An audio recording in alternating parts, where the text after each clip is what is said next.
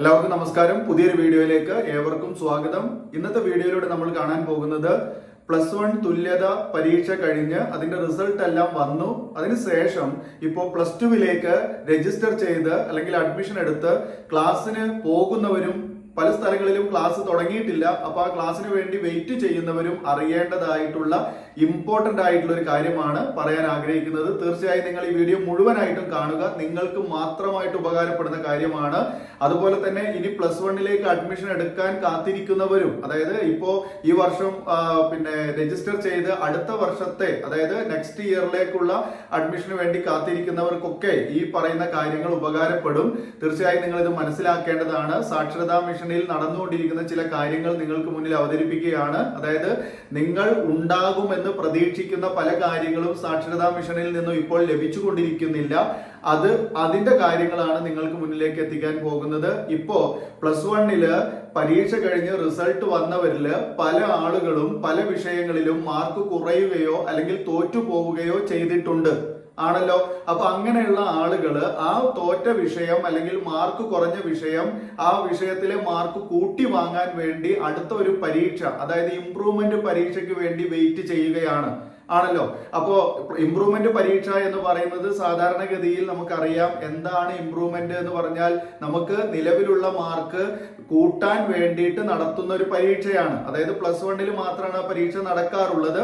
+1ന്റെ mark ഏതെങ്കിലും വിഷയത്തിൽ കുറഞ്ഞു പോയിട്ടുണ്ടെങ്കിൽ ആ വിഷയങ്ങൾ 3 വരെ നമുക്ക് എന്ത് ചെയ്യാം, ഇംപ്രൂവ് ചെയ്യാനുള്ള ഓപ്ഷൻ ഉണ്ട്. ഓക്കെ, അങ്ങനെ 3 വരെ എഴുതാൻ വേണ്ടി വിദ്യാഭ്യാസ വകുപ്പ് നമുക്ക് അനുവാദം നൽകിയിട്ടുണ്ട്. ഓക്കെ, ഇനി +1 ആരെങ്കിലും ഏതെങ്കിലും പരീക്ഷ എഴുതാത്തവരുണ്ടെങ്കിൽ ആ എഴുതാത്ത വിഷയങ്ങളും നിങ്ങൾക്ക് എന്ത് ചെയ്യാം, എത്ര എണ്ണം ഉണ്ടോ അത്രയും വിഷയങ്ങൾ നിങ്ങൾക്ക് ഇംപ്രൂവ്മെന്റ് പരീക്ഷയിൽ എഴുതിയെടുക്കാവുന്നതുമാണ്. അതായത് +1 ഇപ്പൊ നമുക്ക് എന്തെങ്കിലും അസുഖം കാരണം 1-2 പരീക്ഷ എഴുതി ബാക്കിയുള്ളത് എഴുതാൻ പറ്റിയില്ല, അപ്പോ ഹോസ്പിറ്റലൈസ് ചെയ്തിട്ടോ അല്ലെങ്കിൽ നമുക്ക് പരീക്ഷയോടുള്ള പേടി കാരണമൊക്കെ പലരും പരീക്ഷ എഴുതാതിരുന്നവരൊക്കെ ഉണ്ട്. അപ്പൊ അങ്ങനെയുള്ള ആളുകൾക്ക് ആ പരീക്ഷ വീണ്ടും എഴുതിയെടുക്കാനുള്ള ഓപ്ഷൻസ് ആണ് ഈ പറഞ്ഞ ഇംപ്രൂവ്മെന്റ്, +1 ഇംപ്രൂവ്മെന്റ് എന്ന് പറയുന്നത്.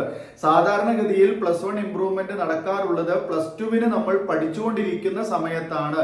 ഇപ്പൊ ഓൾറെഡി നിങ്ങൾ +2വിന് പഠിച്ചുകൊണ്ടിരിക്കുകയാണ്. അതായത് +1ൽ നിന്ന് +2വിലേക്ക് നിങ്ങൾ മാറിയിട്ടുണ്ട്. പല സ്ഥലങ്ങളിലും ക്ലാസ്സുകൾ ആരംഭിച്ചിട്ടുണ്ട്, എന്നാൽ പലയിടങ്ങളിലും ക്ലാസ്സുകൾ ആരംഭിച്ചിട്ടില്ല. അപ്പൊ അത് എന്താണെന്നുള്ളത് നിങ്ങൾ നിങ്ങളുടെ കോർഡിനേറ്റേഴ്സുമായിട്ട് കോണ്ടാക്ട് ചെയ്യുക. എന്താണ് ക്ലാസ് ആരംഭിക്കാത്ത സ്ഥലങ്ങളിലുള്ളവർ മാത്രം അത്തരം കാര്യങ്ങളൊക്കെ ഒന്ന് ശ്രദ്ധിക്കുക. ഓക്കെ, പല ജില്ലകളിലും ക്ലാസ്സുകളൊക്കെ ആരംഭിച്ചിട്ടുണ്ട്.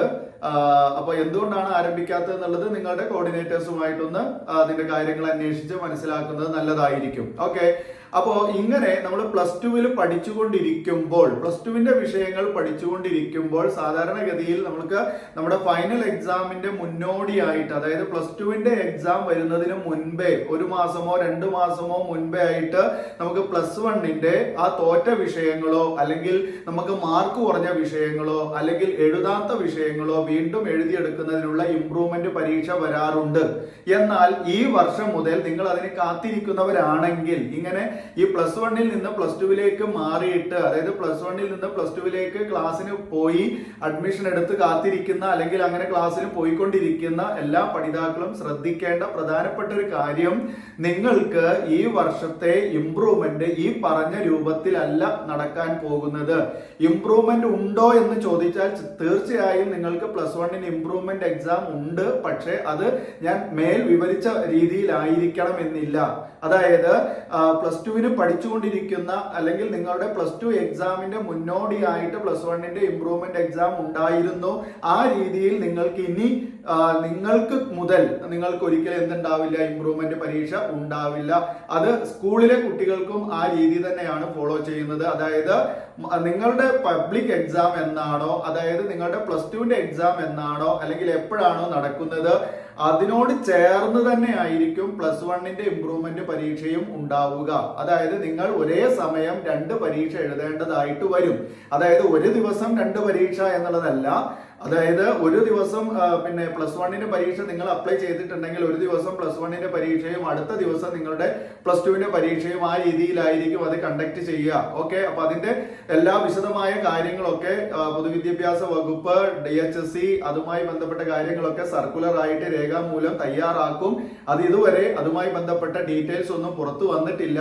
നിങ്ങളെപ്പോലെ തന്നെയാണ് നമ്മുടെ റെഗുലർ സ്റ്റുഡൻസിനും സ്കൂളിലെ റെഗുലർ വിദ്യാർത്ഥികൾക്കും ഇതുതന്നെയാണ് ഈ രീതി തന്നെയാണ് ചെയ്യുന്നത്. അതായത് അവർക്കും യഥാർത്ഥത്തിൽ പ്ലസ് വണ്ണിൽ തോൽക്കുകയോ മാർക്ക് കുറയുകയോ അല്ലെങ്കിൽ എഴുതാതിരിക്കുകയോ ചെയ്ത വിഷയങ്ങള് പ്ലസ് ടു പഠിച്ചുകൊണ്ടിരിക്കുമ്പോൾ സെപ്റ്റംബർ ഒക്ടോബർ മാസങ്ങളിലായിട്ടാണ് അവർക്ക് പരീക്ഷ പ്ലസ് വണ്ണിന്റെ ഇംപ്രൂവ്മെന്റ് വരാറുള്ളത്. എന്നാൽ അത് മുൻപേ സർക്കുലർ ഇറക്കിയിട്ടുണ്ട്. അങ്ങനെ ഒരു പരീക്ഷ ഇംപ്രൂവ്മെന്റ് പരീക്ഷ ഇനി പ്ലസ് വണ്ണുകാർക്ക് ഉണ്ടാവില്ല. പ്ലസ് വണ്ണിന്റെ ഇംപ്രൂവ്മെന്റ് എന്ന് പറഞ്ഞുകൊണ്ടുള്ള പരീക്ഷ നടക്കുന്നത് സ്കൂളിലെ കുട്ടികളെ സംബന്ധിച്ച് അവരുടെ പ്ലസ് ടുവിന്റെ മാർച്ചിൽ നടക്കുന്ന പരീക്ഷയ്ക്ക് ഒപ്പമായിരിക്കും പ്ലസ് വണ്ണിന്റെയും തോറ്റ വിഷയങ്ങൾ എഴുതിയെടുക്കേണ്ടത് എന്നുള്ളതാണ്. അപ്പോൾ അതേ കാര്യം തന്നെ ആയിരിക്കും നിങ്ങൾക്കും ഫോളോ ചെയ്യാന്നാണ് നമുക്ക് ഇവിടെ നിന്ന് മനസ്സിലാക്കാൻ സാധിക്കുന്നത്. കാരണം പ്ലസ് ടുവിൽ തോറ്റവർക്ക്, പ്ലസ് ടു തുല്യത തോറ്റവർക്ക് അവരുടെ തോറ്റ വിഷയം എഴുതിയെടുക്കുന്നതിനുള്ള ഇംപ്രൂവ്മെന്റ് പരീക്ഷ അല്ലെങ്കിൽ അവരുടെ സേ പരീക്ഷ ഇതുവരെ നടത്തിയിട്ടില്ല. അപ്പൊ അങ്ങനെ ഒരു പരീക്ഷ ഉണ്ടാവാൻ സാധ്യത ഇനിയില്ല. ഇത്രയും മാസങ്ങളായി അവരുടെ റിസൾട്ട് ഒക്കെ വന്നിട്ട്. അപ്പോൾ അത് വെച്ച് നമ്മൾ മനസ്സിലാക്കാം നമുക്ക് ഈ പ്ലസ് വണ്ണിലെ ഈ പഠിതാക്കൾക്കും ഇനി എന്തുണ്ടാവില്ല, ഒരു ഇംപ്രൂവ്മെന്റ് പരീക്ഷ ഈ പഠന കാലയളവിൽ ഉണ്ടാവില്ല. മറിച്ച് നിങ്ങൾക്ക് ആ ഇംപ്രൂവ്മെന്റ് പരീക്ഷ ആയിട്ട് എഴുതാം. എപ്പോ നിങ്ങളുടെ പ്ലസ് ടുവിന്റെ പരീക്ഷ ഏത് മാസമാണോ വരുന്നത് അതിന്റെ ഒപ്പം തന്നെ പ്ലസ് വണ്ണിന്റെ പരീക്ഷയും നടക്കും. ആ സമയത്ത് നിങ്ങൾക്ക് ആ പ്ലസ് വണ്ണിന്റെ പരീക്ഷ നിങ്ങളുടെ ഇംപ്രൂവ്മെന്റ് പരീക്ഷയായിട്ട് എഴുതാവുന്നതാണ് എന്ന രീതിയിലേക്ക് മാറ്റും. സ്വാഭാവികമായിട്ട് അങ്ങനെ ആയിരിക്കും മാറ്റം വരിക. കാരണം ഇതില് പ്രധാനപ്പെട്ട ഒരു കാര്യം പറയുന്നത് നിങ്ങൾക്ക് മാത്രമല്ല, അതായത് ഇംപ്രൂവ്മെന്റ് പരീക്ഷ എന്ന് പറയുന്നത് വളരെ ഭാരിച്ചൊരു ചെലവുള്ള കാര്യമാണ്. ക്വസ്റ്റ്യൻ പേപ്പർ തയ്യാറാക്കാനും പരീക്ഷാ സെന്റർ ഒരുക്കാനും അതുപോലെ തന്നെ അങ്ങനെയുള്ള എല്ലാ കാര്യങ്ങളും ടീച്ചേഴ്സിനെ വിന്യസിക്കാനും, പ്രത്യേകിച്ച് അവിടെ പറയുന്നത് അധ്യയന വർഷം നഷ്ടപ്പെടുന്നു, അധ്യയന വർഷത്തിലെ ദിവസങ്ങൾ നഷ്ടപ്പെടുന്നു എന്നുള്ളതാണ് സ്കൂളിലെ കുട്ടികളെ സംബന്ധിച്ചുള്ള കാര്യം. നിങ്ങളെ സംബന്ധിച്ചും അങ്ങനെ തന്നെ ഒരു രീതി തന്നെ ആയിരിക്കാം ഉണ്ടാവുക. അപ്പോൾ രണ്ടു കൂട്ടർക്കും ഒരേ കാര്യങ്ങൾ ഒരേ രീതിയിൽ തന്നെ പരീക്ഷ നടത്താനായിരിക്കും തീരുമാനം ഉണ്ടാവുക എന്നുള്ളത് തന്നെയാണ് മനസ്സിലാക്കാൻ സാധിക്കുന്നത്. അപ്പൊ എല്ലാവരും പ്ലസ് വണ്ണില് ഇപ്പൊ തോറ്റവരോ അല്ലെങ്കിൽ മാർക്ക് കുറഞ്ഞവരോ ഏതെങ്കിലും വിഷയം എഴുതാത്തവരോ ഉണ്ടെങ്കിൽ നിങ്ങൾ ഇപ്പോൾ അതിനെപ്പറ്റി ഒരിക്കലും പിന്നെ ചിന്തിച്ച് തല പുണ്ണാക്കേണ്ട ആവശ്യമില്ല. നിങ്ങളുടെ ആ പരീക്ഷ തീർച്ചയായിട്ടും ഇംപ്രൂവ്മെന്റ് ആയിട്ട് തന്നെ നിങ്ങളുടെ പ്ലസ് ടു പരീക്ഷ എഴുതുമ്പോൾ അതിനോട് അടുത്ത ദിവസങ്ങളായിട്ട് തന്നെ നിങ്ങൾക്ക് പ്ലസ് വണ്ണിന്റെ തോറ്റതും എഴുതിയെടുക്കാനുള്ള അവസരം ലഭിക്കുകയുണ്ടാകും. പക്ഷെ ഇവിടെ വരുന്ന ഒരു ഫോൾട്ട് എന്താണെന്ന് വെച്ചാല് പ്ലസ് വണ്ണിന്റെ ഇംപ്രൂവ്മെന്റ് പരീക്ഷ എഴുതിയാൽ നിങ്ങൾക്ക് എത്ര മാർക്ക് കിട്ടും എന്ന് നമുക്ക് മുൻകൂട്ടി കാണാൻ കഴിയില്ല എന്നുള്ളതാണ്.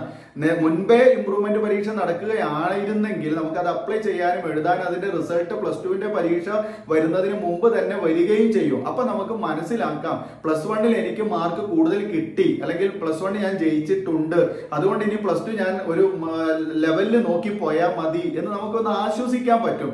നേരെ മറിച്ച് നിങ്ങളുടെ റിസൾട്ട് പിന്നെ ഈ മുൻപേ പരീക്ഷ നടക്കാത്തത് കൊണ്ടും റിസൾട്ട് അതിനനുസരിച്ച് വരാത്തത് കൊണ്ടും പ്ലസ് ടുവിൽ നിങ്ങൾക്ക് പ്ലസ് വണ്ണിൽ ജയിക്കോ തോൽക്കോ എന്നുള്ളത് മുൻകൂട്ടി മനസ്സിലാക്കാനും കഴിയില്ല. അതുപോലെ തന്നെ പ്ലസ് ടുവിന്റെ പരീക്ഷയ്ക്ക് നല്ല രീതിയിൽ പെർഫോം ചെയ്യാനും കഴിയില്ല എന്നുള്ളതാണ് ഇതിന്റെ ഒരു ഫോൾട്ടായിട്ട് മനസ്സിലാക്കാൻ സാധിക്കുന്നത്. അപ്പൊ എന്തായാലും ഇതൊക്കെ നമ്മുടെ വിധിയാണെന്ന് മനസ്സിലാക്കുക. ഞാൻ മുൻപേ പറഞ്ഞിട്ടുണ്ട്, പ്ലസ് വണ്ണിൽ ഇനി മുതലുള്ളവരൊക്കെ ശ്രദ്ധിക്കുക, പ്ലസ് വണ്ണിൽ മാക്സിമം നന്നായിട്ട് മാർക്ക് ഉണ്ടാക്കാനുള്ള ശ്രമം നടത്തുക. വേറെ ഒന്നും ഇതിൽ ചെയ്യാനില്ല എന്നുള്ളതാണ്.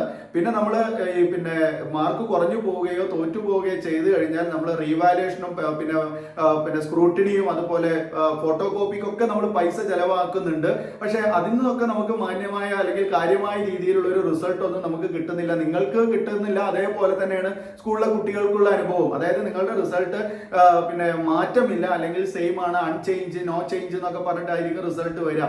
ഇതൊക്കെ ഒരു തരത്തിൽ നമ്മളെ കയ്യിൽ നിന്ന് പൈസ പോകുന്ന പരിപാടികളാണ്. അപ്പൊ അതിനൊന്നും ആരും തലവെച്ച് കൊടുക്കണ്ട. ആദ്യത്തെ ഘട്ടത്തിൽ തന്നെ നിങ്ങൾ പരീക്ഷ എഴുതുമ്പോൾ പ്ലസ് വണ്ണുകാരോടാണ് പറയുന്നത്, ആദ്യത്തെ ഘട്ടത്തിൽ തന്നെ പ്ലസ് വണ്ണിൽ നന്നായിട്ട് പെർഫോം ചെയ്യാൻ നോക്കുക. അവിടെ നിങ്ങൾ ഡബിൾ പാസോ അല്ലെങ്കിൽ മിനിമം മാർക്കിലോ പാസ്സായി കഴിഞ്ഞാൽ പിന്നെ നിങ്ങൾക്ക് പ്ലസ് ടു മാത്രം നോക്കിയാൽ മതിയല്ലോ. അവിടെ ഒരു പേടി വേണ്ട ആവശ്യം വരുന്നില്ല എന്നുള്ളതാണ്.